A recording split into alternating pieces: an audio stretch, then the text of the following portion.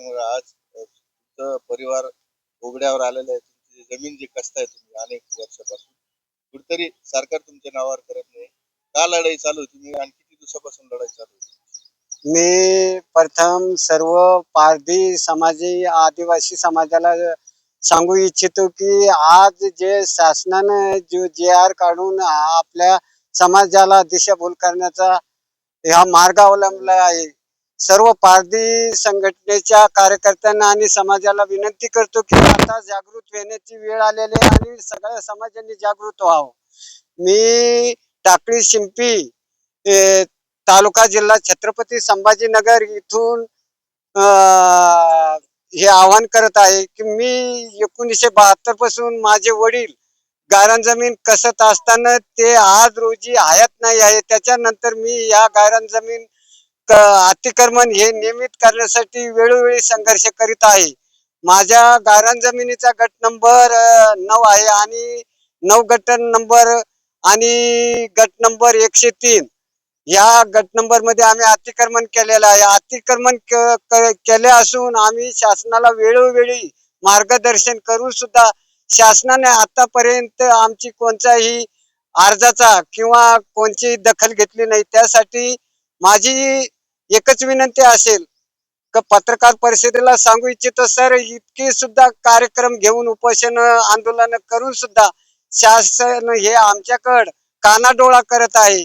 याला वाचा फोडण्यासाठी मी माझ्या पारधी आदी महासंघ संघटनेकडून एक बोलू इच्छितो की आम्हाला एकत्र आणि संघटित होऊन या राजकीय आणि देश पातळी आमची जी दिशाभूल होत आहे अशा समाजाला आम्हाला न्याय मिळावा, न्याय भेटावा हीच आमची विनंती आहे. ही जमीन तुम्ही किती वर्षापासून आणि कशी कसताय?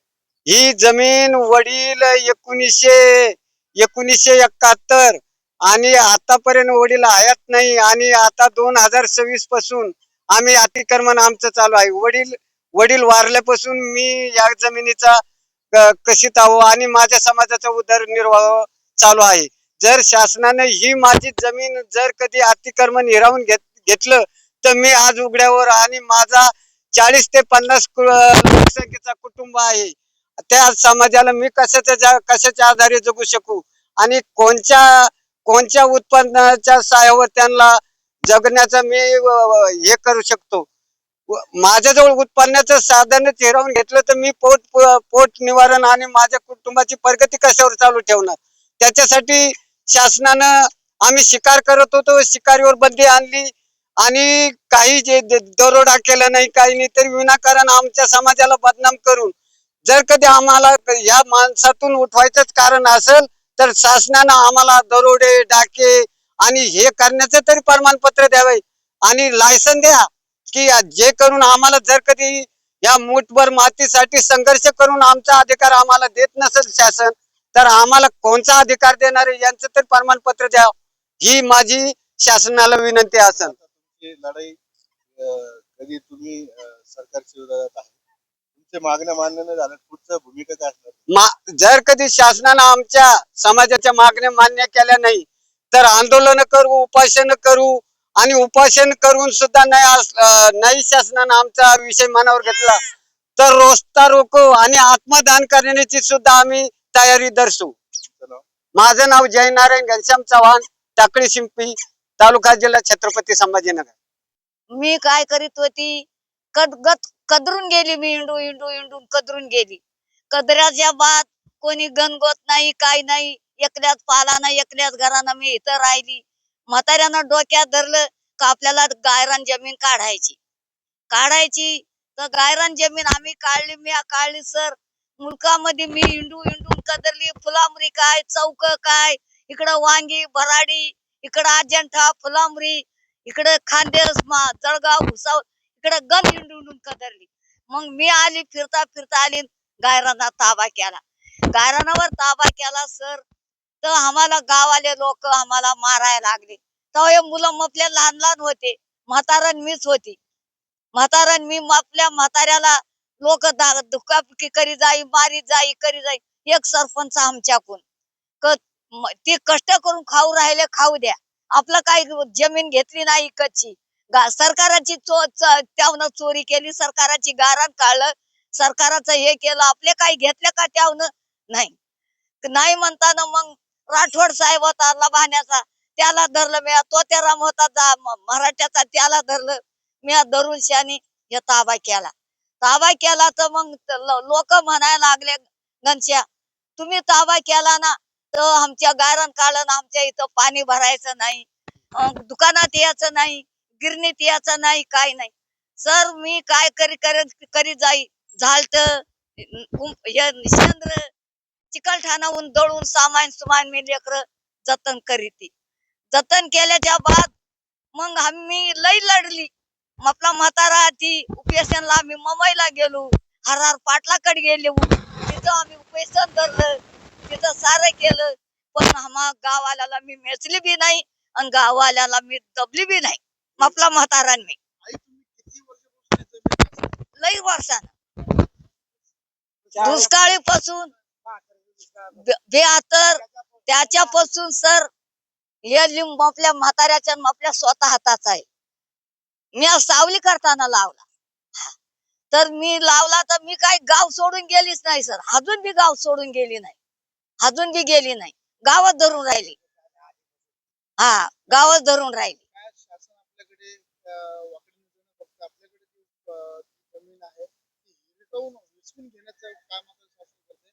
शासनाचे तुमची काय आता शासनाला काय शासनाचं काय, शासनाला गाववाले काय हे बोलत नाही, पण शासनावाले का म्हणून राहिले का गायरान जमीन काढायची. सर मी गायरान जमीन विसकून द्यायची नाही आणि करायची नाही. मी आत्महत्या मपलं झालं सवरलं ही आपल्या पब्लिक करताना मी आत्महत्या करणार. हा मी आत्महत्या करणार. मी हिसकून देणार नाही, ताबा देणार नाही. काय सांगणार आज तुमच्या जमिनी आहे तुम्ही कसं कुठे सरकारचं त्याच्यावर डोळं आहे. किती दिवसापासून तुमच्या ताब्यात आहे जमीन, कसं कसं आहे? तर आम्ही जमीन तरी 60-70-80 वर्षापासून करत आहे माझे वडील, आणि ती जमीन आता सरकार हिरावून घेणार आहेत. त्याबद्दल आम्हाला भीती निर्माण झाली. आता नवीन त्यांची जी जुनी पिढी होती ती आता कशी तरी अशी त्यांनी निवारा पाहिला, त्यांनी दाणे मागून खाल्ले आणि त्यांनी कसं तरी त्यांचा उदरनिर्वाह केला. आता त्या जमिनी आता त्यांचा काळ जो होता तो आता आमचा काळ तसा नाही. ते आता आमचा काळ अनेक असा निर्माण असा वेगळा आहे. त्यामुळं सरकारला एवढी विनंती आहे माझी की जी जमीन आम्ही करून खातो ती म्हणजे आमचा मालकी हक्क आम्हाला द्यावा, आणि जे काळ मागील पुढे जे काळ गेले ते तसे नाही जावे. पुढच्या पिढीला त्यांनी सुधारण्याची आणि काहीतरी बनण्याची अशी प्रेरणा द्यावी, आणि त्यांचा आम्हाला असा पाठिंबा हवा की जे असे शिकलेले व्यक्ती आहे, जे महिला असो किंवा असे नवीन पिढी असो, त्यांना काहीतरी असं नवीन बनण्यासाठी त्यांनी पुढाकार घ्यावा. तसंच त्यामुळे ही जी जमीन आहे ती त्यांनी हिरावून नाही घेऊ, आणि जी आपण त्यांच्यासाठी जी विनंती करतो ती आम्हाला जे मालकी हक्क लागते ते आम्हाला भेटले पाहिजे.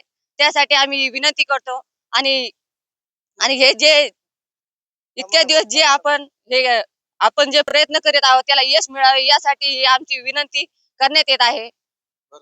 तू लहान आता तुमचे वडील आता आजोबा आता या दुनियामध्ये, तर यांनी तुम्हाला जी जमीन आतापर्यंत ठेवलेली कसून, तर त्यांनी जे आता जे तुम्ही पाठबळ तुमच्या मागे तुमचे वडील आता उभे राहिले, तर समाजाला काय संदेश देणार याच माध्यमातून? समाजाला मी एवढा संदेश देते की जोपर्यंत आपला समाज सुधरत नाही किंवा त्याच्यात परिवर्तन होत नाही तोपर्यंत आपला समाज असं पाठीमागेच राहणार. आणि त्यासाठी आपण जो प्रयत्न करतो आता सध्याला जो प्रयत्न करू तो आपल्या पुढच्या यशासाठी किंवा आपल्या पुढच्या भविष्यासाठी असा सुखमय असेल, आणि आपले जे मागील दिवस होते ते राहणार नाही. त्यासाठी आपण एकमेक व्हा आणि त्यासाठी आपण प्रयत्न करा. जेवढे आपले पारधी समाज आहे त्यांनी एकत्र होऊन मेळावा घ्यावा आणि आपल्या सरकारला निवेदन करावे, ही माझी नम्र विनंती. माझे नाव मोनिका जयनारायण चव्हाण.